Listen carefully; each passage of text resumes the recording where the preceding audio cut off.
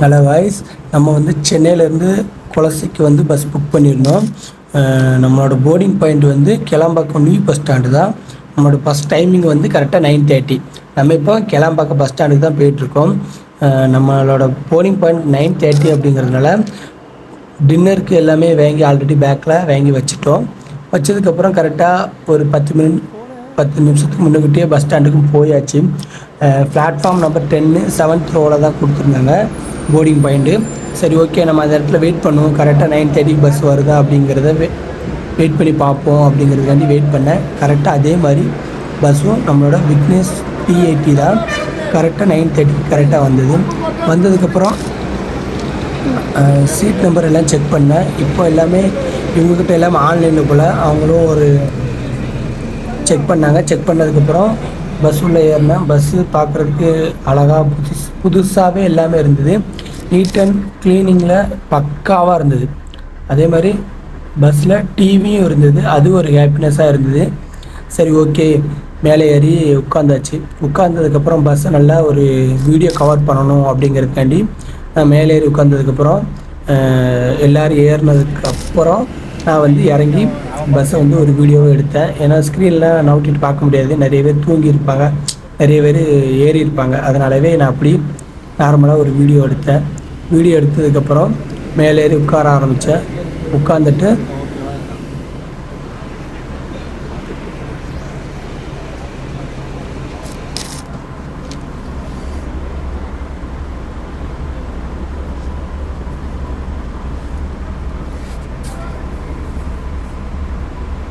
மேலே ஏறி உட்காந்துட்டேன். உட்காந்ததுக்கப்புறம் கொஞ்ச நேரத்துலேயே பஸ்ஸு மூவ் பண்ண ஆரம்பிச்சிட்டாங்க. வெளியே எடுத்துட்டாங்க. உடனே நானும் டிவியை பார்த்தோம். செம்ம படம் போட்டாங்க.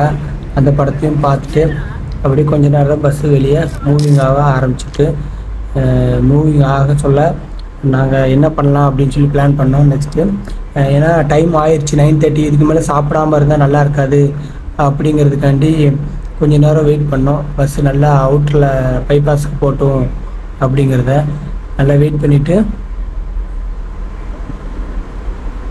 பஸ்ஸு நல்லா மூவ் ஆகிடுச்சு. பஸ்ஸில் வந்து ஏசி எல்லாமே பர்ஃபெக்டாக தான் இருந்தது. ஒரு பிரச்சனையும் இல்லை. பஸ்ஸு நல்லா நீட் அண்ட் க்ளீனாகவே இருந்தது.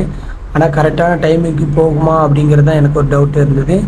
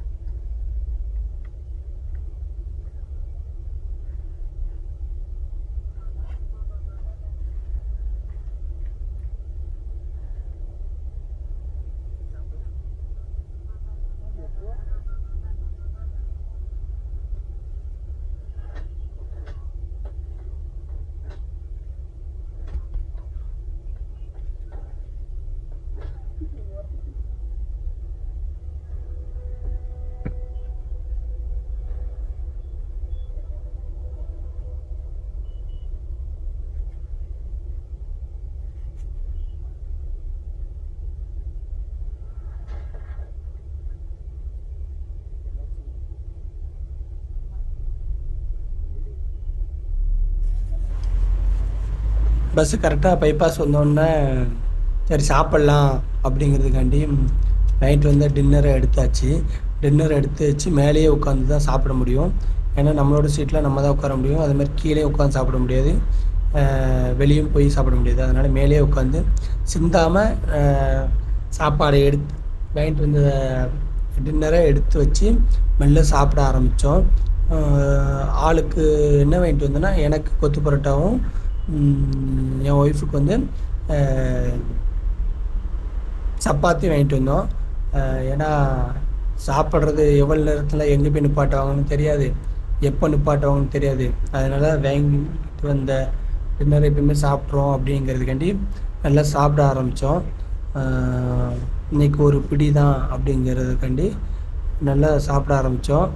ஏன்னா பஸ்ஸில் ட்ராவல் டைமில் சாப்பிட்றது அவ்வளோ ஒரு ஃபீல் நீங்கள் போயிருந்தீங்கன்னா உங்களுக்கு தெரியும். ஏன்னா பஸ் மூவ் ஆகிட்டே இருக்கும், நம்ம உட்காந்து ஒரு இடத்துல சாப்பிட சொல்ல அது அழகாக இருக்கும். அது ப்ளஸ் வேறு பஸ்ஸில் வேறு மூவி வேறு செம்ம சீன், லவ் சீனு. இதை பார்த்தா ஃபீலிங் பண்ணாதவங்க அப்படி யாரும் இல்லை. அந்த மாதிரி லவ் சீன் போயிட்டு இருந்தது. அதுவே பார்த்துட்டு சாப்பிட்டுட்டு மெல்ல அப்படி போய்கிட்டே இருந்தது பஸ்ஸும். நாங்களும் மெல்ல சாப்பிட்டு போய்கிட்டே இருந்தது பஸ்ஸு. ஒரு ஹாப்பியாக ஃபீல் பண்ணோம்.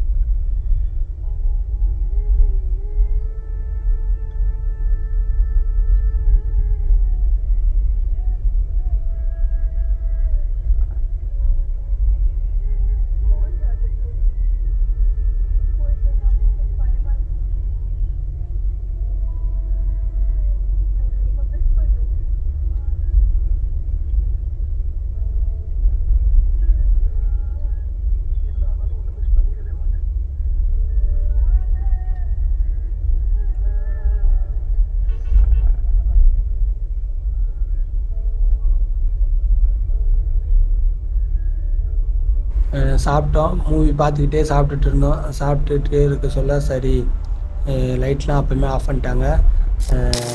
சாப்பிட்டு முடிச்சதுக்கப்புறம் சாப்பாடெல்லாம் அந்த கவரில் வச்சு அதிலே ஹேண்ட் வாஷ் பண்ணியாச்சு. ஏன்னா தண்ணி கீழே சிந்தக்கூடாது, சிந்தினா பஸ் நாஸ்தி ஆயிரும். கரெக்டாக பார்த்து க்ளீன் பண்ணிவிட்டு கையெல்லாம் வச்சுட்டு க்ளீன் பண்ணிவிட்டு கேமரா ஆன் பண்ணி வச்சுட்டேன். அது பாட்டுக்கு பஸ்ஸு போய்கிட்டே இருந்தது ட்ராவலில். அப்புறம் நாங்களும் பாட்டுக்கு ஆரம்பிச்சிட்டோம். படுத்துட்டோம்.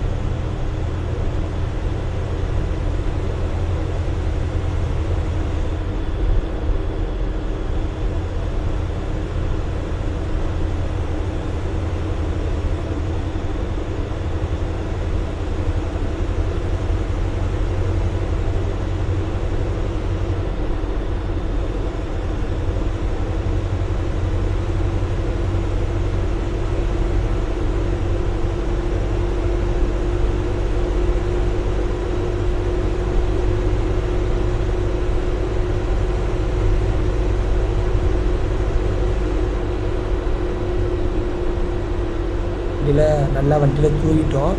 தூங்கினதுக்கப்புறம் கரெக்டாக கொஞ்ச நேரம் கழித்து வண்டியில் வந்து லைட்டு ஆன் பண்ணாங்க. சரி ஓகே, மணி எத்தனை இருக்குன்னு சொல்லி மொபைலில் டைம் பார்த்தோம். மணி 11 மணின்னு நினைக்கிறேன், 11 மணி சம்திங்கிட்ட இருந்துச்சு. சரி ஓகே, வண்டி இப்போ எங்கேயோ சாப்பிட்றதுக்கு நிறுத்துகிறாங்க அப்படின்னு சொல்லிட்டு பார்த்தோம். சைடு வழியாக கண்ணாடியில் பார்க்க சொல்ல ஆமாம் ஹோட்டலில் தான் நிப்பாட்டினாங்க.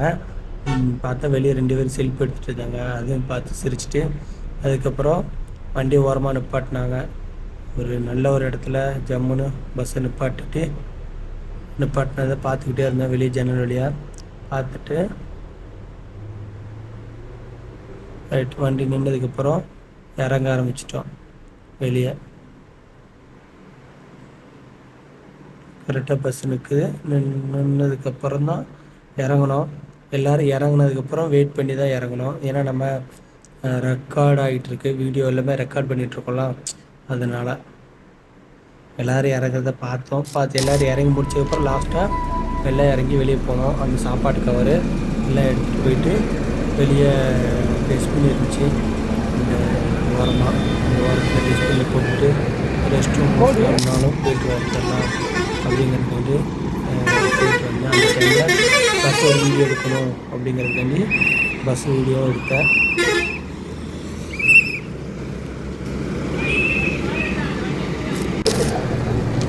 என்ன எடுப்பேன் ரெஸ்ட் ரூம் போய்ட்டு வந்து எந்த வீடியோ எடுக்கணும் அப்படின்னு வீடியோ எடுத்தோம்.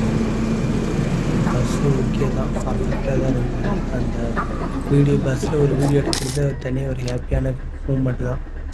இப்போது மறுபடியும் அதே இதுதான், நம்ம ஃபஸ்ட்டு வீடியோ யார் சொல்ல எடுத்தோம்லாம் அதே இது தான், அதே கிளிப் தான். ஆனால் பாட்டு ஓடுறத பார்த்தாலே தெரிஞ்சிடும். ஆனால் அதே கிளிப்பு தான் இதுலேயும் ஓடும். சரி ஓகே, அதுக்கப்புறம் கொஞ்சம் நேரம் வெயிட் பண்ணோம். எல்லோரும் வரத்தட்டியும் பஸ் மூவ் பண்ண மாட்டாங்கல்ல. அப்புறம் ஏறி உட்காந்தோம்.